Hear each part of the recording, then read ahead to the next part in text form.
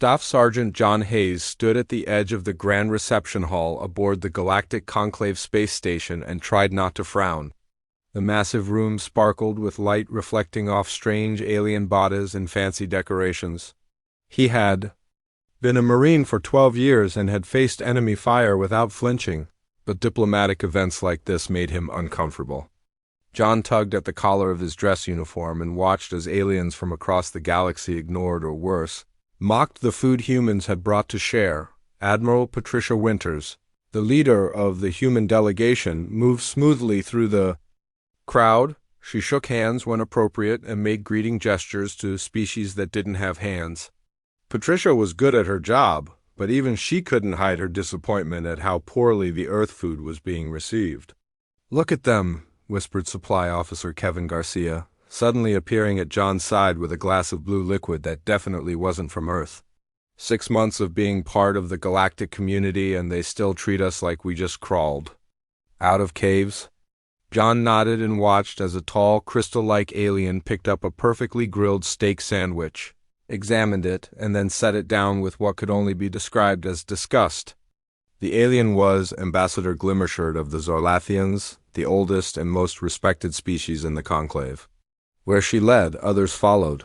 Humans still consume the muscle tissue of other animals, Glimmershirt said loudly to her companions, her voice like tinkling glass. And they apply heat in such an uneven, primitive way. Her companions made sounds that translated clearly as laughter. John felt his jaw tighten. Food was important to him. Back home in Texas, his barbecue skills were legendary in his unit. His grandfather had taught him everything about smoking meat when John was just a boy, and those memories were some of his most treasured possessions. Across the room, a group of Vendari with their blue skin and 4 arms were politely declining the offered dishes.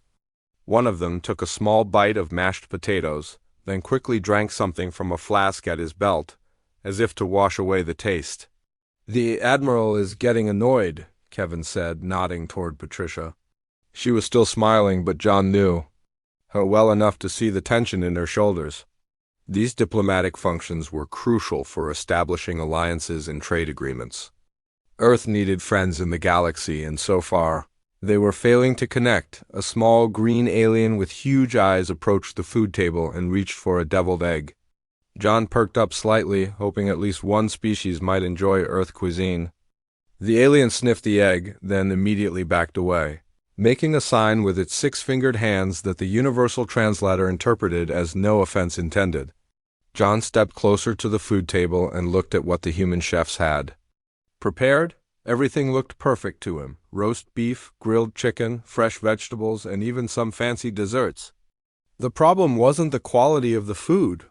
The problem was that these aliens didn't understand Earth cooking. "They're missing the point," John muttered. "What's that, Sergeant?" Kevin asked. "They think our food is primitive because we still cook with fire and smoke. They don't get that's the whole point. It's not just about efficient nutrition. It's about tradition and patience and bringing people together." Just then, Ambassador Glimmershirt walked past with her entourage. She stopped near John and Kevin, looking down at them with her faceted crystal eyes. "Such a shame," she said, not bothering to lower her voice. "Humans are barely beyond consuming raw meat over open flame. One would think a species capable of faster-than-light travel would have evolved beyond such primitive customs." Her companions vibrated in what the translator identified as agreement. They moved on, leaving John standing there, his hands clenched into fists at his sides. "You know what?" John said quietly to Kevin. "I'm tired of this. They haven't even given our food a real chance." Kevin raised an eyebrow. "What are you thinking?" John watched Admiral Winters trying to engage a group of tentacled aliens who seemed more interested in the architecture than in her words. He made a decision. "I'm going to talk to the Admiral," John said. "I have an idea." He made his way across the room, nodding politely to the various aliens he passed. Some ignored him, while others made their species equivalent of a polite greeting. When he reached Patricia, she excused herself from the conversation she was having. "Sergeant Hayes," she said. "Enjoying the reception?" "Not particularly, ma'am," John replied honestly. "Permission to speak freely?" Patricia glanced around and then guided him to a quieter corner of the room. Go ahead. They're mocking our food because they don't understand it, John said. They think cooking with fire is primitive, but they've never experienced a real barbecue. I'd like to show them what earth cooking is really about. Patricia looked skeptical. You want to host a barbecue for the Galactic Conclave? Yes, ma'am. Give me 3 days to prepare. I'll need to get some supplies and make some arrangements, but I think I can change their minds. The Admiral studied him for a long moment. And if you fail, we'll look even more primitive than they already think we are. I won't fail, John said with absolute confidence. Back home, my barbecue brought together people who wouldn't normally sit at the same table. Food has power, Admiral. Real food cooked with time and care. Patricia's expression softened slightly.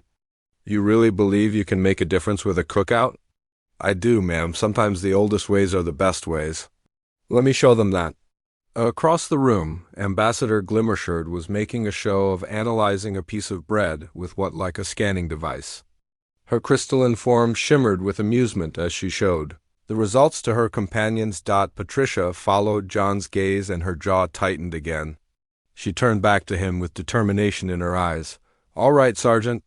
You have 3 days. I'll help you get whatever you need. Make it count.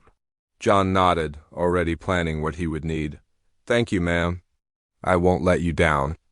As he walked away, John felt a sense of purpose he hadn't experienced since his last deployment.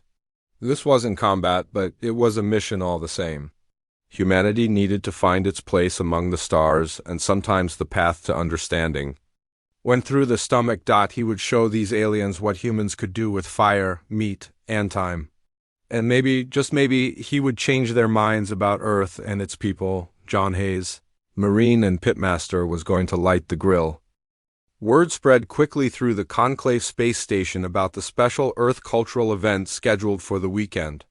Aliens from all corners of the galaxy discussed it in hallways and meeting rooms.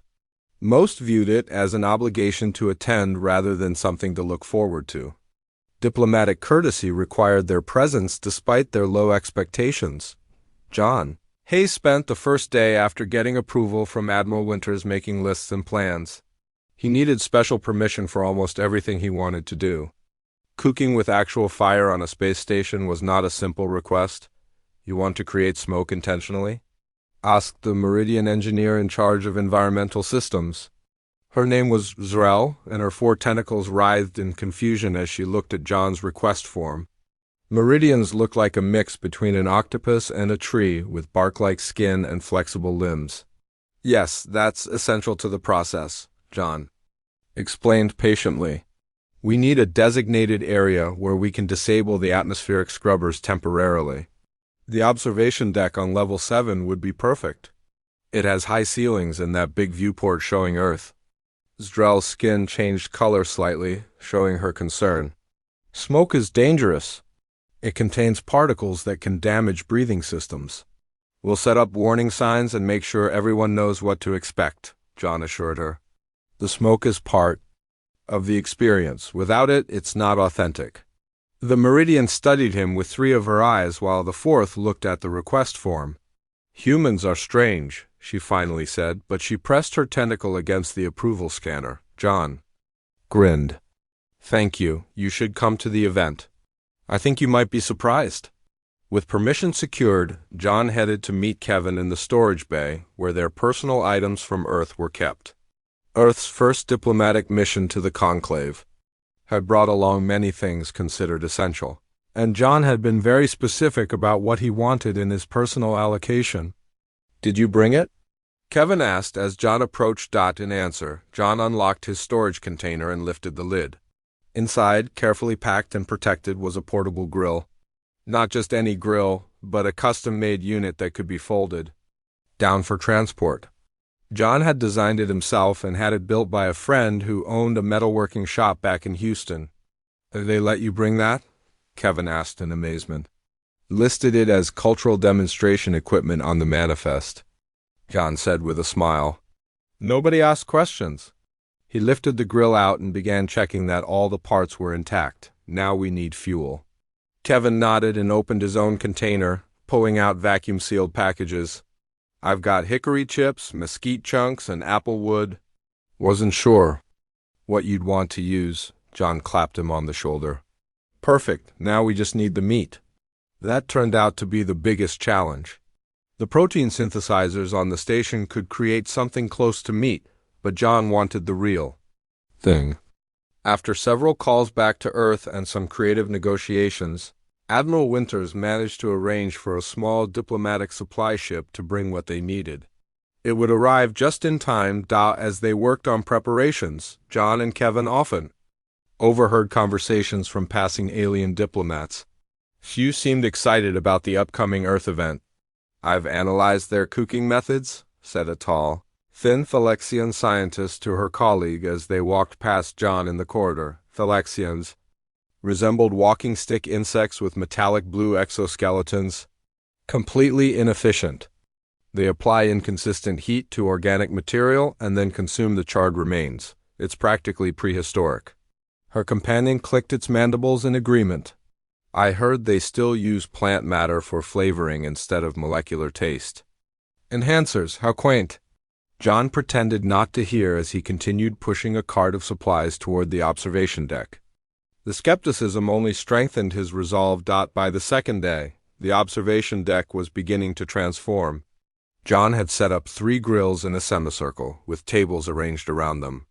Kevin had managed to find red and white checkered tablecloths somewhere, giving the space an authentic touch that made John smile. The huge viewport behind the grills showed Earth's blue and green surface, providing the perfect backdrop. "It smells strange in here," commented a passing Doraxian diplomat, his long snout twitching. Doraxians were known for their enhanced sense of smell, with noses that could detect particles in parts per billion. "What is that aroma?" "Just wait until tomorrow," John replied. "Then you'll really have something to smell." The Doraxian didn't look convinced, but he nodded politely before hurrying away. On the morning of the 3rd day, the supply ship arrived from Earth. John was waiting in the docking bay when the cargo was unloaded. The containers were marked with diplomatic seals and required his biometric signature to open. Inside was everything he had requested: beef brisket, pork ribs, chicken, and all the ingredients for his secret rubs and sauces. There were also vegetables for grilling and even some corn on the cob. John checked everything carefully before signing off on the delivery. "This all seems very elaborate for simple nutrition," commented the Vendari dock supervisor as he watched John examine a brisket. "It's not simple nutrition," John replied. "It's barbecue." "There's a difference." The Vendari made a gesture that translated roughly as puzzled acceptance. "The event notice has received many responses. It seems your demonstration has generated curiosity, if nothing else." John nodded. "Good. Curiosity is a start." As he transported the food to the observation deck's small preparation area, John felt both nervous and excited. This wasn't just about cooking anymore. In some strange way, it had become about representing Earth and humanity, showing these aliens that sometimes the old ways, the simple ways, held value that their advanced technology couldn't replicate. Admiral Winters stopped by as John was preparing his dry rubs, mixing spices in specific proportions. Quite a crowd. "Expected tonight, Sergeant," she said, watching him work. "Ambassador Glimmershard and her entire entourage have confirmed they'll attend." "No pressure," John smiled. "No pressure, ma'am. Just doing what I do." The Admiral sniffed the mix of spices appreciatively. "Smells good, but will they think so?" "Maybe not at first," John admitted, "but food has a way of changing minds." He looked up at her. "My grandfather used to say that a good meal can build bridges between the most different people. I'm betting that works for different species too." Patricia nodded thoughtfully. "I hope you're right, Sergeant. We could use some bridges right now." She turned to leave, then paused. "Good luck tonight." John watched her go, then returned to his preparations. There was still much to do before evening came. The meat needed to be trimmed and the rubs applied. The grills needed to be set up just right. Everything had to be perfect. As he worked, John thought about all the barbecues he had hosted back home. Family gatherings, unit celebrations, neighborhood get-togethers. He had never imagined he would be grilling for aliens from across the galaxy. But the principles were the same. Good food, cooked with care, brought people together. Now he just had to prove it. The observation deck had been completely transformed by the time the first guests began to arrive. John had positioned the 3 grills where everyone could see them, with Earth visible through the massive viewport behind. The smell of mesquite and hickory smoke already filled the air. Some aliens found it offensive, while others seemed curiously drawn to it. John wore a simple apron over his uniform with the Marine Corps' emblem on the front. He moved between the grills, checking temperatures and making small adjustments. Kevin stood near the entrance, greeting the arriving dignitaries and explaining what they could expect. Most of the aliens looked confused or skeptical, but politely made their way into the room. Ambassador Glimmershirt arrived with 5 other Zorlathians, their crystalline forms shimmering with subtle colors that suggested amusement or possibly disdain.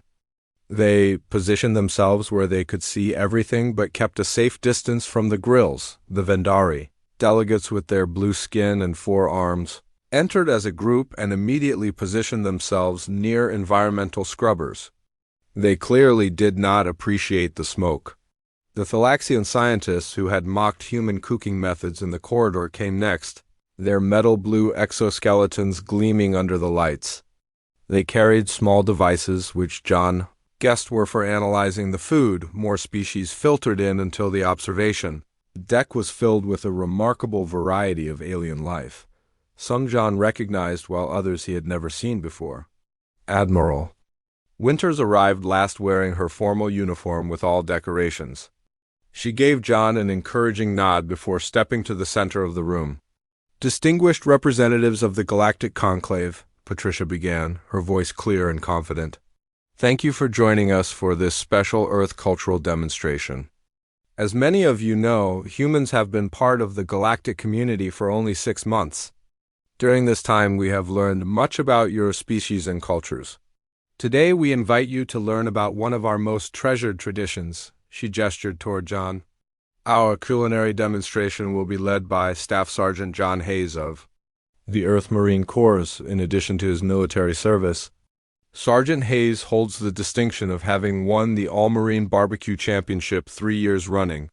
Some aliens made sounds or gestures that the translators interpreted as polite acknowledgement. Others simply stared with various sensory organs. John stepped forward, nodding to the Admiral. I won't make a speech, he said simply. I'll let the food speak for itself. What you're about to experience is called barbecue. It's one of the oldest cooking methods on Earth and one of the most beloved. It's not about efficiency or nutrition science, it's about patience, tradition, and bringing people together. With that, John turned to his grills and began working. He didn't use a microphone or translator, he just let his actions speak as he prepared the meats and vegetables. He had started the brisket hours earlier, knowing it needed the most time. Now, he checked it carefully, adjusting the temperature and adding more wood chips for smoke. The ribs went on next, followed by chicken and vegetables. As he worked, John was aware of the aliens watching him. Some with disgust, some with fascination, and most with confusion. When he applied his homemade rub to a rack of ribs, a Felorian philosopher remarked loudly that humans still relied on random combinations of plant matter to mask the unpleasant reality of consuming deceased organisms. John just smiled and kept working. The Felorians, with their glowing bubble heads, were known for their philosophical debates. They found practical matters less interesting than theoretical ones. Zrel, the Meridian engineer who had approved his request to disable the atmospheric scrubbers, approached one of the grills. Her tentacles extended slightly toward the smoking meat before pulling back. The chemical reactions seem more complex than I expected, she said, her translator making her sound almost impressed. The proteins are denaturing in interesting patterns. It's called the Maillard reaction, John explained as he turned a chicken quarter. The browning creates hundreds of new flavor compounds. It's what gives barbecue its distinct taste. Zrel's skin changed to a lighter shade, suggesting interest. Your species developed this method before you had the science to understand it? Long before, John confirmed. Sometimes you discover what works through trial and error. The science comes later to explain why it works.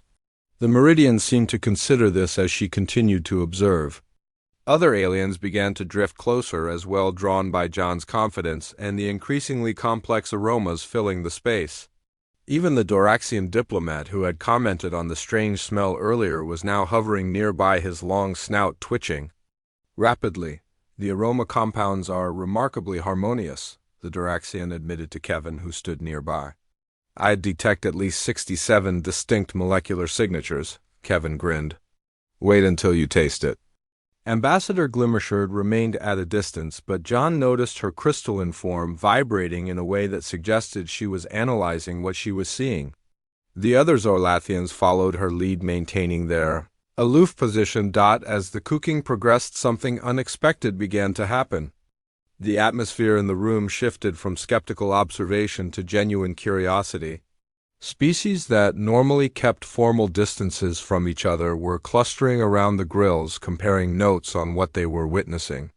Kevin had begun offering small cups of earth beer to those brave enough to try it, and a group of insectoid aliens were discussing the amber liquid with great animation. John worked steadily for over 3 hours, moving between the grills with practiced efficiency.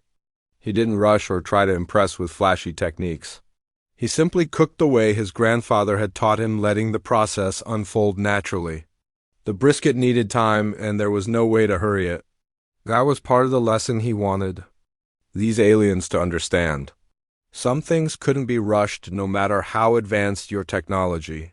Admiral Winters circulated through the crowd, engaging in conversations that seemed more relaxed than any diplomatic function so far. John caught her eye at one point, and she gave him a subtle thumbs up. Things were going well. The pivotal moment came when John began to slice the first brisket. He did it slowly, deliberately, letting everyone see the pink smoke ring in the way. The meat yielded to his knife. A hush fell over the gathering. Even the most skeptical aliens seemed transfixed by the sight. John placed the first slice on a plate and added a rib and a small portion of grilled vegetables. He turned and walked directly to Ambassador Glimmershard, offering the plate with a respectful nod. "Ambassador," he said, "I would be honored if you would be the first to try Earth barbecue." The crystalline alien vibrated slightly in what might have been surprise or possibly discomfort at being put on the spot. Protocol demanded she at least attempt to accept the offering. The room went quiet as all attention focused on the Zorlathian ambassador. "This is simply animal muscle exposed to incomplete combustion," she stated, her voice tinkling like glass. A process abandoned by most species once they developed more efficient methods of nutrient delivery. John didn't argue. He simply held the plate steady, waiting for her decision. After what seemed like a very long moment, Glimmershard extended a crystalline appendage and delicately lifted a small piece of the brisket. "In the interest of diplomatic relations," she said before bringing the meat to what passed for her mouth. The moment the brisket made contact with her eating surface, Ambassador Glimmershard went completely still. John recognized the reaction. From his years of watching first-time tasters, the Zorlathian's crystalline structure briefly shimmered with an internal light that hadn't been present before. Everyone in the room waited for her response. The silence in the room seemed to stretch forever as everyone waited for Ambassador Glimmershard to respond. The Zorlathian remained perfectly still, her crystalline body catching the light from the viewport behind John. Then slowly her form began to pulse with soft blue light that spread from her center outward. "This is unexpected," she finally said, her voice softer than before. She reached for another piece of brisket without prompting. "The complexity is remarkable." A collective murmur ran through the gathered aliens. If the haughty Zorlathian ambassador found human food acceptable, perhaps there was more to it than they had assumed. Kevin quickly began distributing plates to the other guests, who now pressed forward eagerly. John returned to his grills, working steadily to serve everyone. He sliced brisket, pulled pork from a shoulder that had been cooking for hours, and removed ribs that glistened with a deep red glaze. The smell was incredible. Even the environmental systems couldn't completely filter it out. The Doraxian diplomat with his sensitive nose was among the first to follow Glimmershard's lead. He took a tentative bite of a rib, then made a sound that his translator couldn't quite interpret. His eyes widened and he immediately took another bite. The layers of flavor, he said to no one in particular.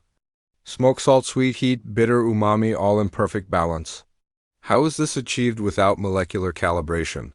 Time and attention, John answered as he handed a plate to a nervous-looking Thalaxian. No shortcuts.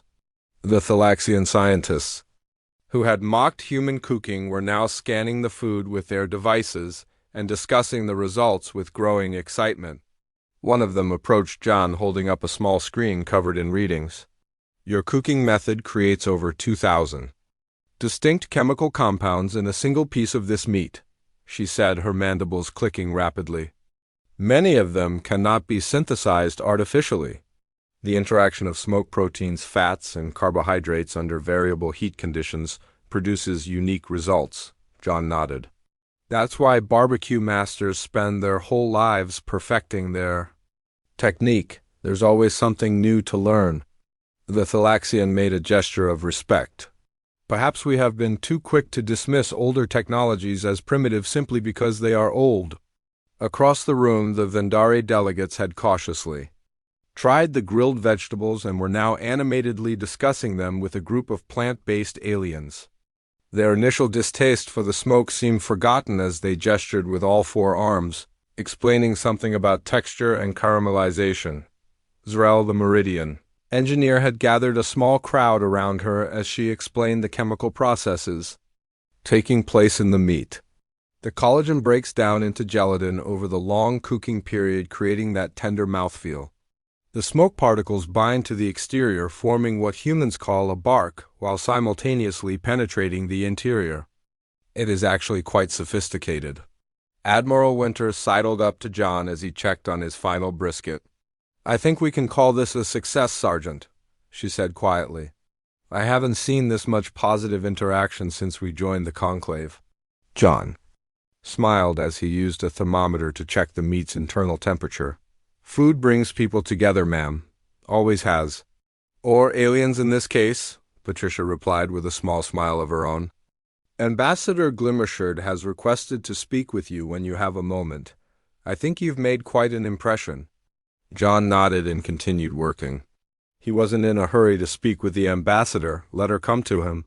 He had more people to feed first. By the 4th hour of the event, the observation deck had transformed into something no human alien diplomatic function had achieved before a genuine party. Species that normally maintained formal distances were clustered in mixed groups, comparing notes on their favorite offerings. The Vendari were enthusiastically explaining to the Thalaxians why the pulled pork represented a perfect balance of textural contrasts. A group of gaseous beings who existed inside protective bubbles had somehow figured out a way to analyze the food without actually eating it, and were debating the merits of different wood smokes. Even more surprising was the reaction from the Felorian philosophers who had initially been so dismissive. They now formed a circle near one of the grills, engaging in what appeared to be a heated debate. What are they discussing? John asked Kevin as he passed by with a tray of sliced brisket. Kevin listened to his translator for a moment, then grinned. They're arguing about whether barbecue should be considered an art form, a science, or a spiritual practice. They can't agree. John laughed. Humans have been having that same argument for centuries. As the evening progressed, John noticed that Ambassador Glimmershard had returned to the serving table 3 times. Each time she seemed less concerned about maintaining her dignity and more interested in trying different combinations of meats and sauces. Now she approached him directly as he was cleaning one of the grills.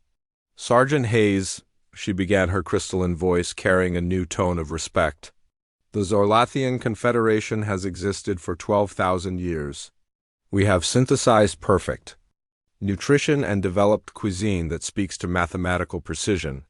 John nodded, waiting for what would come next. He kept cleaning the grill, letting her take her time. But, she continued after a moment, we had forgotten something your species seems to inherently understand. Food is not merely fuel or even art, it is connection. What you have demonstrated is not primitive at all, but rather a profound understanding of an essential truth that gathering to share sustenance, prepared with patience, is perhaps the most sophisticated cultural practice of all. John looked up at her. My grandfather used to say that a good meal makes family out of strangers. Doesn't matter where they're from? The ambassador's form pulsed with gentle light. Your grandfather was wise. The Zorlathian Confederation would be interested in learning more about these earth cooking techniques. Perhaps an exchange program could be arranged. I think that could be arranged, ma'am, John replied, trying to hide his surprise. Glimmershard made a formal gesture of respect. I shall speak with Admiral Winters about the details. But first I believe I would like to try what you call ribs once more. For diplomatic purposes, of course, John smiled.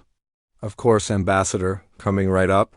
As Glimmershard moved away, Kevin appeared at John's side. Did I just hear that right? The Zorlathians want to learn barbecue? Looks that way, John said. As he placed fresh ribs on a clean plate, Kevin shook his head in amazement.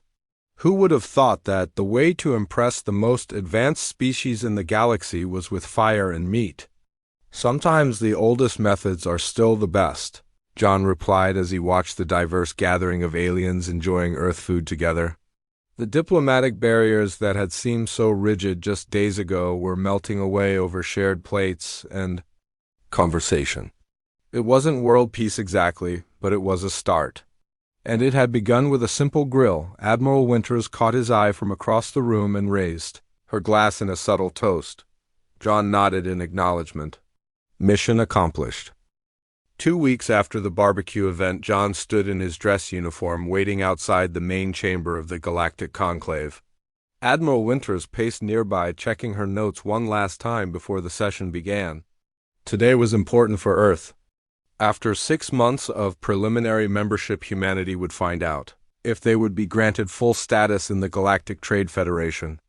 Full membership typically took years to achieve, but something had changed after the barbecue. Nervous, Sergeant? Patricia asked, pausing in her pacing. No, ma'am, John replied truthfully. We did our best, now we wait and see. The large doors to the chamber slid open and a Vendari official gestured for them to enter. John followed the Admiral into the vast circular room where representatives from over 50 spacefaring civilizations sat in rising tiers. The room hummed with translator devices and the subtle sounds of various species communicating. At the center was a raised platform where the 7 senior members of the conclave presided.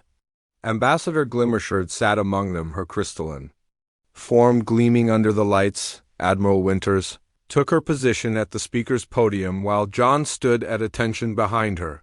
The room gradually fell silent. Representatives of Earth, began the Doraxian chairperson, his long snout twitching slightly. You come before the conclave seeking full membership in the Galactic Trade Federation. Normally, this process requires a minimum of 3 standard years of preliminary status during which a species demonstrates its cultural significance and unique contributions to galactic diversity. John kept his face neutral but felt a sinking feeling they were going to be denied. It was too soon. However, the Doraxian continued, we have received an unusual petition regarding Earth's application. Ambassador Glimmershard of the Zorlathian Confederation has personally vouched for Earth's inclusion and requested an acceleration of the normal process. A murmur ran through the assembled representatives. The Zorlathians rarely involved themselves in the affairs of younger species, preferring to remain aloof and observe. For Glimmershard to speak on Earth's behalf was unprecedented. The Doraxian nodded to Glimmershard, who rose from her seat. Her crystalline voice carried clearly through the chamber. Esteemed colleagues, she began, the purpose of the waiting period is to determine if a species has something of value to contribute to our collective cultures. Something unique that cannot be replicated by technology or synthesized by science. I submit that Earth has already demonstrated such a contribution. She gestured toward John with a crystalline appendage. This human and others like him practice cooking methods that go beyond mere nutrition. They have preserved ancient techniques that create experiences our most advanced food science cannot duplicate. More importantly, they understand something. Many of us have forgotten in our rush toward efficiency that the sharing of food is about connection, community, and communication. John maintained his military bearing but couldn't help feeling a surge of pride. His grandfather would never have believed that his barbecue lessons would one day be discussed in an alien parliament. Furthermore, Glimmershard continued, in the 2 weeks since the Earth cultural demonstration, I have observed a notable increase in cross-species interactions aboard this station. 17 new cooperative ventures between previously unconnected species have been initiated. All can be traced back to initial contacts made during the human event. She turned to face the full assembly. A species that can bridge divides between ancient enemies through something as simple as prepared food offers more potential for galactic harmony than many technologies we have admitted in the past. I move that Earth be granted full membership status immediately. The Thalaxian representative stood next. The Science Guild supports this motion. Our analysis of human cooking methods has revealed techniques that may have applications beyond food preparation. The human understanding of smoke fermentation and slow transformation of proteins has already inspired 3 new research initiatives. One by one, representatives from different species rose to speak in favor of Earth's membership. The Vendari mentioned cultural exchange programs already being organized. The Phalorians cited philosophical insights gained from studying the human approach to food. Even the gaseous beings in their protective bubbles had something positive to say about human cooking techniques. John could hardly believe what he was hearing. All this from a barbecue. The Diraxian chairperson raised his appendages for silence after the last speaker finished. It seems there is strong support for Earth's admission. We shall now vote on immediate full membership for humanity in the Galactic Trade Federation. The vote took only moments, with the results displayed on floating screens throughout the chamber. The decision was nearly unanimous, with only a few abstentions and no negative votes. Representatives of Earth, the chairperson announced, it is my honor to inform you that your species has been granted full membership in the Galactic Trade Federation effective immediately. Welcome to the galactic community, Admiral Winters stepped forward to make a formal acceptance speech, but John barely heard her words. He was thinking about how surprised his grandfather would be to learn that his secret brisket rub had helped secure humanity's place among the stars. After the ceremony concluded, many representatives approached to congratulate them. Several asked John about future cooking demonstrations or opportunities to learn Earth techniques. Ambassador Glimmershard was among the last to speak with them. Admiral Winters, Sergeant Hayes, she said, making a formal gesture of respect. The Zorlathian Confederation is pleased with this outcome. We are grateful for your support, Ambassador. Patricia replied. Your advocacy made all the difference. Glimmershard's form pulsed with gentle light. I have one request, if I may. The Zorlathian Council has expressed interest in establishing what humans call a cultural exchange program focused on Earth cooking methods. Would the sergeant be available to assist with this initiative? John looked at Admiral Winters, who nodded slightly. I would be honored, Ambassador, he said. Excellent, Glimmershard replied. I have taken the liberty of securing space on the diplomatic level for what I understand is called a restaurant, a place where food is prepared and shared in community. Would this be acceptable? John couldn't help but smile. More than acceptable. Ma'am, it sounds perfect. 2 months later, Hayes Place opened on the diplomatic level of the Conclave Station. The restaurant quickly became the most sought-after reservation in the entire complex. Species that had evolved on planets light years apart found common ground in the simple pleasure of gathered community, shared food, and the wisdom of a Marine. Who knew that sometimes the oldest methods are still the best? John hired a staff of humans and interested aliens, teaching them the techniques his grandfather had taught him. The menu featured traditional barbecue but expanded to include other Earth cooking styles as well. Ambassador Glimmershard became a regular customer, often bringing important visitors to experience what she called the most significant cultural contribution of humanity. When asked by a reporter if he was surprised by his newfound role as humanity's culinary ambassador, John shrugged. The course taught me that sometimes the most effective diplomacy doesn't need fancy words, he said, flipping a burger with practiced ease.